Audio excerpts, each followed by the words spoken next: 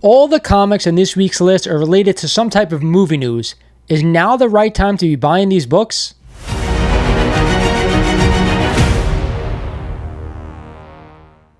If you're a comic book collector out there, you probably have a lot of these books already in your collection. But if you don't, like I said in the intro to this video, all of these books have some type of movie news related to these books being on the list. So is now the right time to buy? We're going to get into it right now. If you guys aren't familiar with what I do here in this video, I take the 10 hottest comics according to the Key Collector app, and I break them down for all of you out there to let you know if now is the right time to be buying these books and which grades, or I'd be staying away. With that said, if you guys aren't subbed to the channel, do yourself a favor. You guys are missing out. If you're not, hit that sub button, smash the like button. With that said, let's get into this week's breakdown.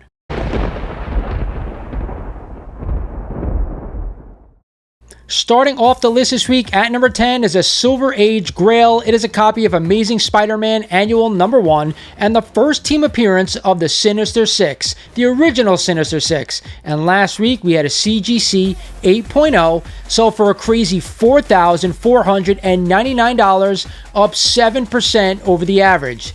Then we had a CGC 2.5 sale of $559, but up 12% over the average. This is one of the rare Silver Age books we get on these lists. You guys know I'm a huge Spidey fan and I do want to own this book. Has it dropped enough to a point where I want to go ahead and pick it up in lower grades? I'm going to say yes. I think you're crazy if you're buying a super high grade copy. It is harder to get in high grade, and every time I see this book listed raw, it's always the Canadian variant with the back cover is blank. So yes, if you're a Spidey fan, I think this book is a must own. Other than that, you may want to think about staying away. Back on the list at number 9 this week is a copy of Transformers number 1 and the first team appearance of the Autobots and the Decepticons. Of course, we just had that Transformers 1 movie hit the cinemas. That's why this book is on this list. And we also had a CGC 9.8, sold for $1,336, up 4% over the average. Then we had a lowly CGC 9.0, sold for only $145, still up 3% over the average. I say it all the time with this book, a super common book. I call it a nostalgia book. Yes, I'd love to have this book in my collection, but I don't want to pay anything more than $150. And hey, you can still get a raw copy probably for less than that. Hell, I also seen on Elite Comics 11 in one of my sales videos that somebody picked up a copy signed by the voice of Megatron and Optimus Prime for under $300. Now to me, that's a steal. Other than that, I'd be staying away. Oh no!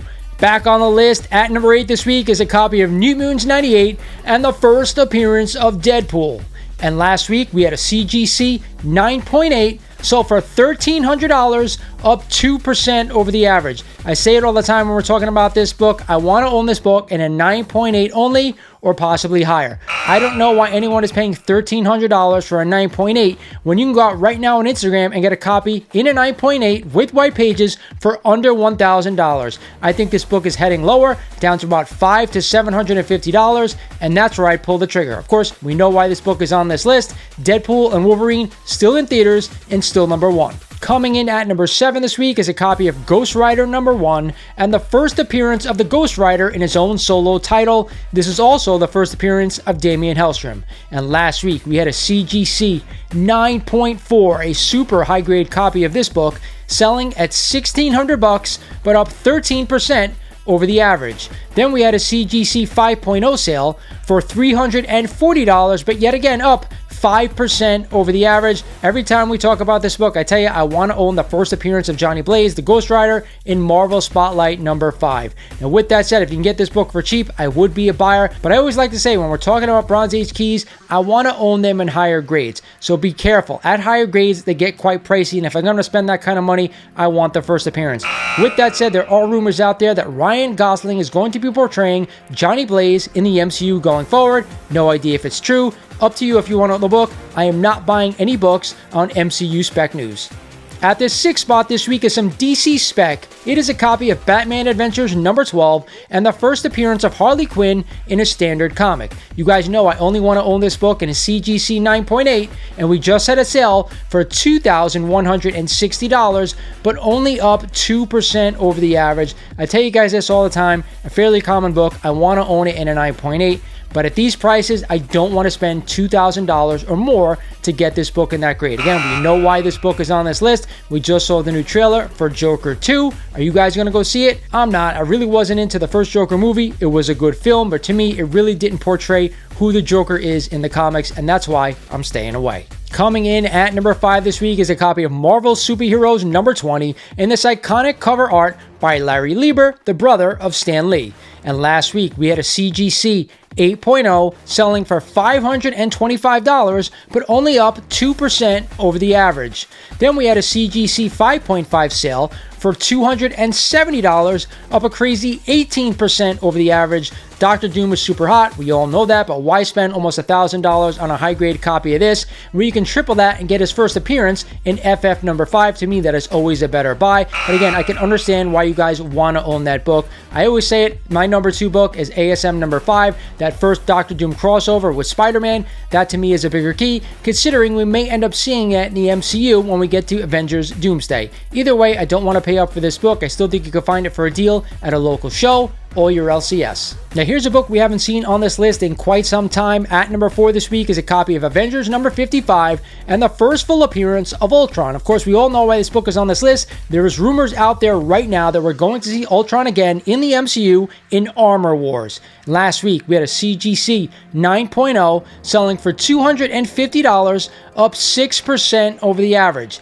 Then we had a CGC 8.0 sale for $180, but up a crazy 32% over the average. Man, that is a high hike for a CGC 8.0. Do I want to own this book? Sure, but I'm only really willing to pay around $50 to $75 to own it. Anything more than that, I think you're overspending on this key. Yes, it is a great first appearance, but I do not want to spend the money on these smaller first appearance books. I want to own the big boys. At the 3 spot this week is some Copper Age goodness and one of the top Copper Age books of all time. It is a copy of Amazing Spider-Man number 300 and the first full appearance of Venom. Of course, this is a classic cover by the great Todd McFarlane, and we all know that Venom 3 is about to hit theaters later this year. So of course, we just had a CGC 9.8 selling for $3,250, up 7% over the average. Guys, I can't tell you why someone is paying over $3,000 for this book in a 9.8. I'm starting to see it all over the place for around $2,500 on Instagram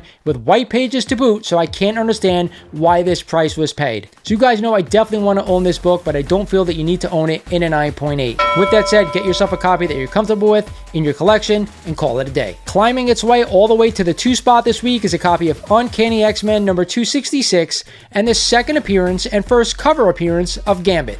And last week, we had a CGC 9.8, so for a crazy $670, up 6% over the average. Again, I'm going to reiterate what I said about ASM 300. Yes, I'd love to own this book in a 9.8, but I don't want to pay anywhere near $675. I think $500 or under, if you want to own that grade, is okay to spend. Anything else is just too much money. For me, I'd rather own a raw copy, maybe about a 9.0 or a 9.2, just to have this classic first appearance in the collection.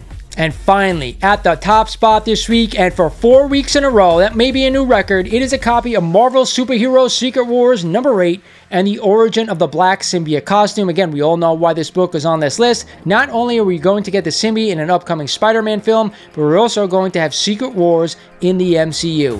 And last week, we had another CGC 9.8 sell for $600, up 19% over the average. I've been telling you guys this, I do not want to pay up for this book in a 9.8.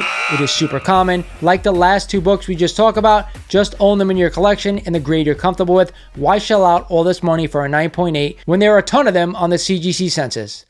So that's it for this week's list, guys. I hope you enjoyed this one. I want to reiterate to you, all of these books should be owned by collectors, but it's up to you if you want to spend the money or not to buy them. For me, sometimes I just want to have these books in the collection and I don't want to spend a lot of money. Other books, I'd rather own nicer copies, but that's up to you. It is now time for my best buy of the week, and I'm always going with silver. You guys know that. It's got to be ASM Annual number 1 and the first team appearance of the Sinister Six. I think this book in lower grades has really come down in value to a point where if you're a Spidey fan and you want to pick it up, I'm going to bless it. Definitely one I want to own in my collection. Hope you guys enjoyed the list. This is Lawrence over at Mighty Comics Collectibles saying thank you for watching, and I'll talk to you guys soon.